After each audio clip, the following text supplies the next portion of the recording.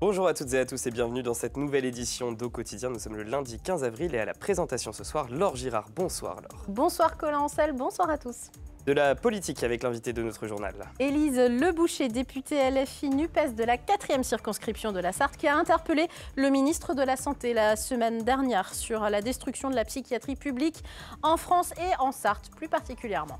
Et puis dans la suite, la chanteuse lyrique Diana Higby nous parle d'un stage de chant organisé début mai au Mans. Mais est-ce que tout le monde peut découvrir sa propre voix lyrique? Eh bien, vous le verrez à 18h45, mais avant cela, place à l'actu.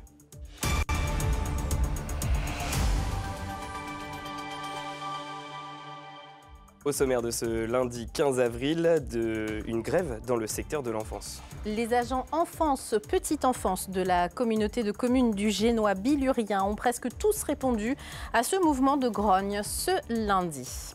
Les motards en colère ont défilé samedi 13 avril au Mans pour protester contre le contrôle technique devenu obligatoire pour les motos. Et puis, beaucoup de beaux moments sportifs ce week-end. Nous reviendrons sur certains d'entre eux. Mais on ouvre ce journal avec une grève dans le secteur de l'enfance du pays bilurien. Une grande partie du personnel des centres périscolaires est en grève ce lundi et le sera également jeudi prochain. Sur 18 centres, 14 étaient fermés en ce début de semaine en raison de ce mouvement lancé par les agents du service enfance-jeunesse, Othélie Brion et Anthony Piton. Pas content. La colère gronde depuis 7 h du matin. 40 agents petite enfance manifestent devant les ressources humaines du Génois Bilurien. Ils demandent plus de moyens. On n'a plus de budget nécessaire pour faire des activités convenables avec nos enfants. Les sorties sont extrêmement réduites et du coup je pense que les enfants ne profitent pas comme ils devraient sur nos sites actuellement. Un constat que partagent tous les grévistes. La capacité d'accueil est insuffisante, tant du point de vue de l'encadrement que des locaux. On reçoit de plus en plus d'enfants et malheureusement le nombre d'animateurs n'est pas à la hauteur. Donc le personnel se fatigue, on ne s'occupe pas correctement des enfants. Conséquence du mouvement de grève, les 3/4 des centres périscolaires du Génois Bilurien sont restés porte close ce lundi. Direction la mairie de Montfort-le-Génois, le maire et conseiller communautaire plaident pour une réorganisation de l'accueil périscolaire. Il y a peut-être un équilibre à trouver sur l'ensemble du territoire. Est-ce qu'on doit maintenir l'ensemble de nos points d'accueil aujourd'hui ouverts et trouver, oui, des moyens financiers pour pouvoir recruter, mais parfois le recrutement est compliqué aussi dans cette filière animation. Une délégation d'agents doit être reçue dans les prochains jours à la communauté de communes. Une nouvelle journée d'action est d'ores et déjà prévue pour le jeudi 18 avril. Le contrôle technique est obligatoire pour les 2 roues à partir de ce lundi. Une mesure qui est loin de faire l'unanimité. Samedi, partout en France, des manifestations ont eu lieu. Au Mans, entre 200 et 300 motards, difficile d'évaluer, se sont rassemblés avenue Pierre Pifot avant de rejoindre plusieurs centres de contrôle technique. Enzo Maubert y était. Le contrôle technique, ils n'en veulent pas. Entrée en vigueur ce lundi, beaucoup comptent déjà boycotter cette mesure jugée inutile. On fait attention à ce qu'on fait puisque c'est notre peau qui est directement sur la moto et quelquefois notre famille, notre femme qui est derrière. On ne va pas aller s'amuser à prendre des engins qui ne tiennent pas la route, qui sont dégonflés avec des pneus lisses. C'est même pas, on ne l'imagine même pas. Il n'y a que 0,3% des accidents qui seraient liés à l'état technique des véhicules. Donc 0,3%, et donc ce n'est pas des chiffres que nous on invente, c'est les assureurs. À chaque fois qu'il y a un accident, il y a les expertises et tout. Et la moitié de ces 0,3, donc 0,15, ce seraient les pneus. Donc en gros, on veut nous faire croire que par un contrôle technique, on va arriver à jouer pour la sécurité. Ce n'est pas vrai, ça ne change rien. Seules les motocross ou celles immatriculées avant 1960 sont exemptées de contrôle. Pour les autres, il faudra passer au centre tous les 3 ans. Une vérification uniquement visuelle, perçue comme une taxe, qui devrait coûter entre 50 et 75 €. Moi, je pense que c'est une histoire d'argent. C'est que pour récupérer de l'argent et c'est sur le dos des motards. Pour autant, ce dernier ne rejette pas totalement l'idée dans un cas bien particulier. Peut-être pour la vente du véhicule, c'est-à-dire que si on vend notre moto à un particulier, il serait peut-être bon d'avoir un contrôle technique. Comme ça, le futur propriétaire aurait un peu plus de sécurité au niveau de sa moto. Il saurait qu'elle est en bon état. En cas de non-présentation d'un contrôle technique valide, les conducteurs de 2 roues devront payer une amende de 135 €. En bref, un réseau de drogue a été démantelé au Mans. Vous l'avez peut-être lu dans la presse ce week-end. Oui, mais je vous en parle peut-être parce qu'il est... Je vous en parle quand même, pardon, parce qu'il est conséquent. Dans le cadre d'une opération Place Nette, mardi 9 avril, près de 25 kilos de drogue, héroïne, cocaïne, crack, des armes et des véhicules ont été saisis par les forces de l'ordre. Une femme de 47 ans et un homme de 37 ans ont été déférés devant la procureure de la République ce samedi 13 avril. Ils sont placés en détention provisoire en attendant leur jugement le 5 juin prochain. Ils sont suspectés d'avoir participé à un réseau de vente d'héroïne et de crack au Mans. Au cours de cette opération Place Nette, 2 autres personnes seront jugées pour détention de transport et acquisition de drogue. D'autres clients ont également été identifiés par les enquêteurs. Allez, on passe à notre invitée dans ce journal, Élise Leboucher, qui est députée du groupe LFI NUPES de la 4e circonscription de la Sarthe. Merci d'être avec nous sur ce plateau, Élise Leboucher. Alors, mardi dernier, lors des questions au gouvernement, vous avez interpellé le ministre de la Santé, Frédéric Valletoux, au sujet de la psychiatrie publique. Je vous propose d'écouter un extrait. Monsieur le ministre, chers collègues, mettez-vous à la place des soignants qui doivent annoncer aux familles que leur proche est suicidé à l'hôpital après 10 jours d'attente aux urgences. Monsieur le ministre, comme vos prédécesseurs, je vous ai invité sur notre territoire pour entendre les soignants, les patients et leurs proches. N'attendez pas de drame au Mans comme à Toulouse. Venez voir les équipes de l'EPSM. Elles ont des propositions. Elles sont attachées à la psychiatrie publique et refusent sa destruction programmée. Au-delà des effets d'annonce d'une quelconque grande cause nationale ou d'un énième rapport, en Sarthe et ailleurs, que comptez-vous faire sérieusement pour réparer ce que 20 années de vos politiques néolibérales ont détruit ? Ce gouvernement qui a augmenté les capacités de formation de médecins, c'est ce gouvernement qui va continuer à former plus de médecins, c'est ce gouvernement qui fait monter en compétences des auxiliaires et en tout cas des paramédicaux aux côtés des médecins pour mieux prendre en charge aussi bien en santé mentale que pour l'ensemble du soin. Et c'est ce gouvernement qui agit et ne reste pas les bras ballants. Nous allons le faire pour la Sarthe comme je l'ai fait pour Toulouse. Comme il l'a fait pour Toulouse, c'est un petit peu coupé sec. Alors au-delà de votre fonction de député, si on vous a invité, c'est parce qu'on a senti vraiment, en regardant cet extrait, qu'il y avait un ras-le-bol, un réel ras-le-bol chez vous, aussi en tant que soignante, parce que vous êtes également soignante. Est-ce que vous en avez marre? Et si oui, pourquoi, Élise Leboucher? Alors cette colère que vous avez sentie, c'est très bien. Elle est aussi le reflet de ce que vivent les soignants sur le terrain et du coup les patients, comme on le voit en Sarthe, et pas que en Sarthe. C'est ce que j'ai voulu aussi poser dans cette question. C'est utiliser en effet la Sarthe, qui atteint quand même un paroxysme assez inquiétant dans la situation de la psychiatrie et de l'accès aux soins, mais c'est partout sur le territoire.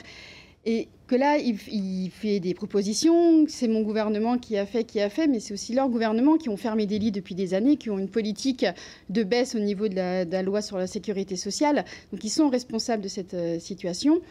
Et leur solution, on voit qu'elle ne fonctionne pas aujourd'hui. Il y a des mouvements de grève un peu partout dans tous les hôpitaux psychiatriques. Donc on voit que ça ne répond pas à la question. Alors ce gouvernement responsable, d'accord, mais ça fait longtemps que la psychiatrie est en déliquescence. Les gouvernements précédents, sous les différents mandats des derniers présidents, finalement, ont peiné à trouver des psychiatres, à inciter les psychiatres à s'installer là où il y avait des besoins, et notamment dans la psychiatrie publique. Et on le voit, les psychiatres aujourd'hui, ils n'en peuvent plus de porter à bout de bras aussi, donc ils vont se mettre en libéral, on peut les comprendre. Est-ce que c'est finalement que ce gouvernement qui est à l'origine de cette problématique? Non, mais c'est ce que je dis dans ma question. Je parle bien de 20 années de politique de néolibéral, et avant de peiner à trouver des psychiatres, ils ont surtout manqué d'anticipation, parce que la démographie des médecins, on la connaît, on pouvait largement l'anticiper, et rien n'a été fait dans ce sens.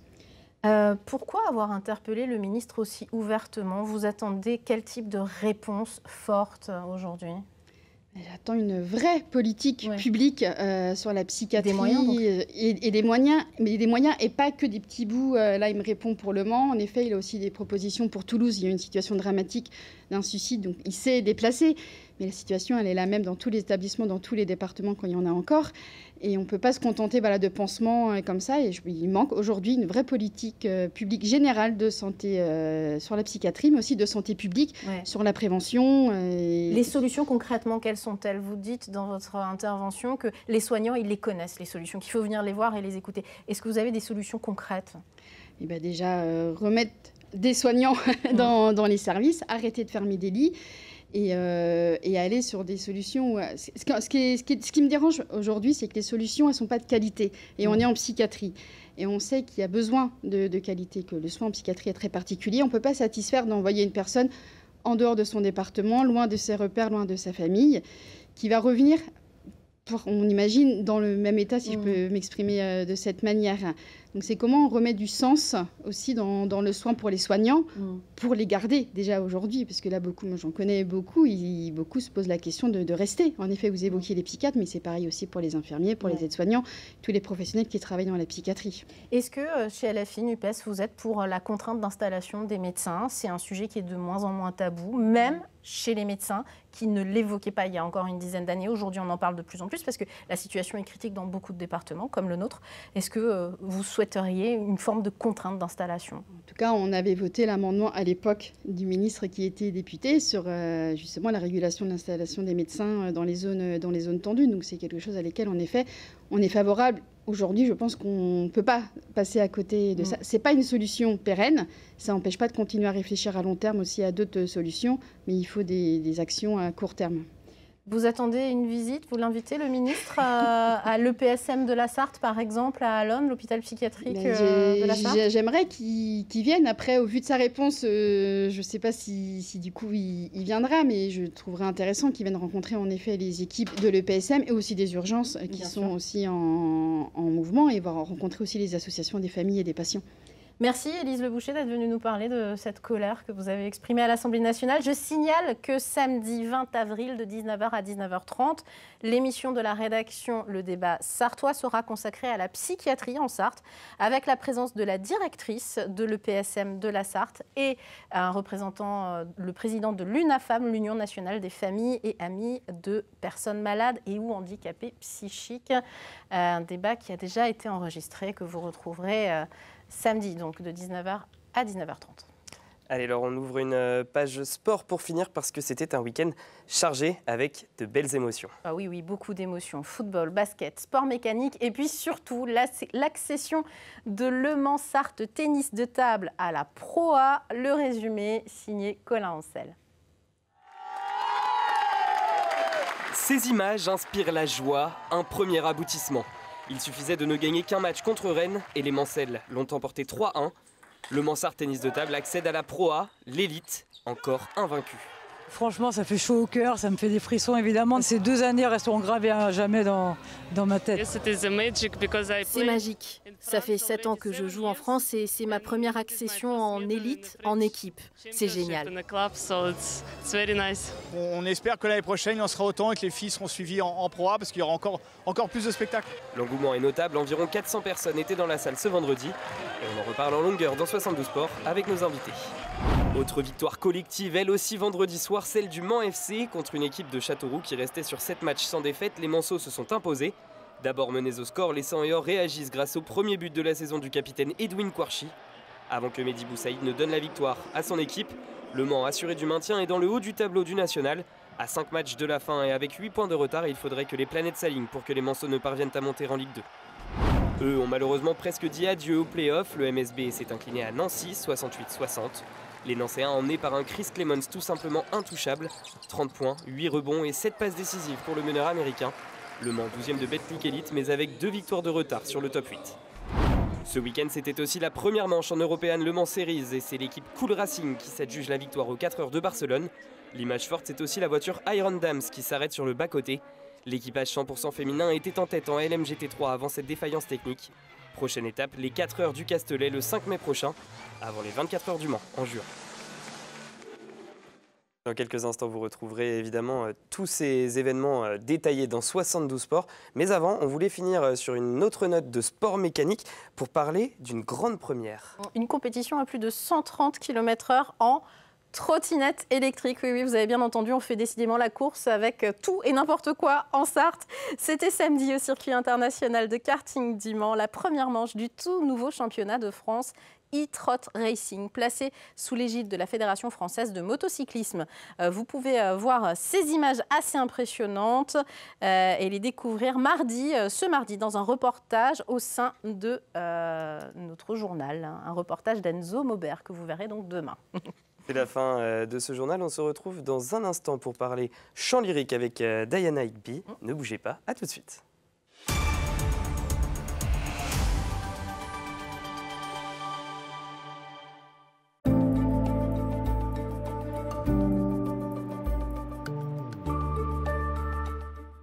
Bonsoir messieurs, dames, ravi de vous retrouver pour ce nouveau bulletin météo. Merci de nous avoir choisis pour commencer cette nouvelle semaine ensemble. Alors pour ce lundi soir, malheureusement, des nuages qui resteront assez nombreux sur l'ensemble du département de la Sarthe, mais également sur nos départements voisins. On a toujours cette petite perturbation qui restera bel et bien présente. C'est elle qui va amener cette couverture nuageuse. Sous ces nuages, les températures afficheront 12 à 13 degrés. 12 degrés pour Laval, pour Alençon ou encore au Mans. Idem pour Siluguium.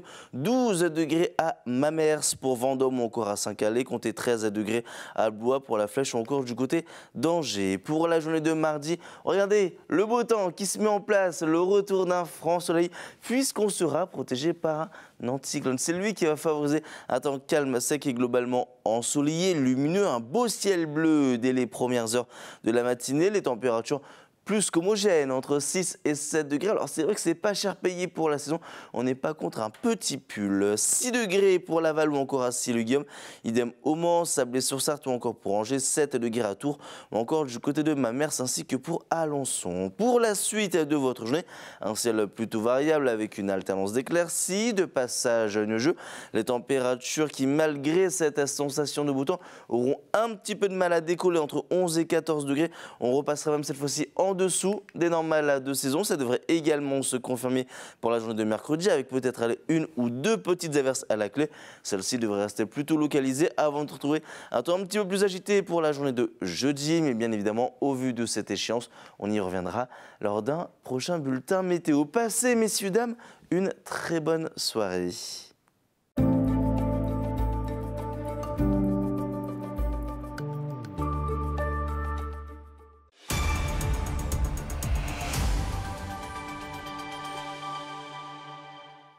Bienvenue dans la suite et bienvenue sur LMTV Sarthe si vous nous rejoignez. Avant de rejoindre notre invité, on va faire un point comme tous les soirs sur la qualité de l'air dans notre département. Et ce mardi, l'indice de la qualité de l'air sera globalement moyen sur les Pays de la Loire et dégradé sur le littoral du fait de l'import océanique d'ozone favorisé par le vent d'ouest, mais qui par ailleurs permettent aussi la dispersion des polluants émis localement. Bref, on est en vert. On est en vert. C'est bien le vert. Non, oui. On ne porte pas de vert au théâtre et à l'opéra normalement. On porte pas. On porte maintenant. Ça va, maintenant on a le droit. On est avec Diana Higby, vous avez compris, chanteuse lyrique, sartoise, directrice de festival Musica. Mais vous venez nous parler d'un stage de chant que vous organisez très bientôt, du 3 au 5 mai. Et a priori, de nouvelles dates devraient s'ouvrir 26, 27 et 28 avril. On verra ça dans quelques jours. Un stage où les débutants sont acceptés. Mais quel est l'objectif concrètement de ce stage, Diana ? Alors, l'objectif principal, c'est de découvrir sa voix, quelle qu'elle soit d'ailleurs. Donc, c'est pas vraiment la voix parlée, parce qu'on la connaît toutes et tous, cette voix. Mais la voix chantée, ça reste un mystère quand même. Qu'est-ce que j'ai dans la gorge, etc. Et après, en fait, comme on dit, hein, tous les professionnels ont un jour été amateurs. Donc il y a d'une part l'envie de se professionnaliser, mais même au sein, disons, d'une chorale amateur, on cherche à avoir plus de confort, de souplesse, trouver ses notes aiguës ou au contraire les notes graves, avoir plus de souffle, réussir à tenir longtemps des notes. Et c'est pour ça que j'aime bien l'idée d'avoir des très amateurs, c'est-à-dire des débutants, parce qu'aujourd'hui, Musica cherche à créer du lien. J'adore les Manceaux, j'adore la Sarthe et les Sartois, ils sont tous fabuleux. Et c'est vrai que ce festival, il a son existence en Sarthe parce qu'il n'y avait pas de maison d'opéra au Mans. Mais il y a vraiment un côté un petit peu didactique d'aller vers quelque chose qu'on ne connaît pas.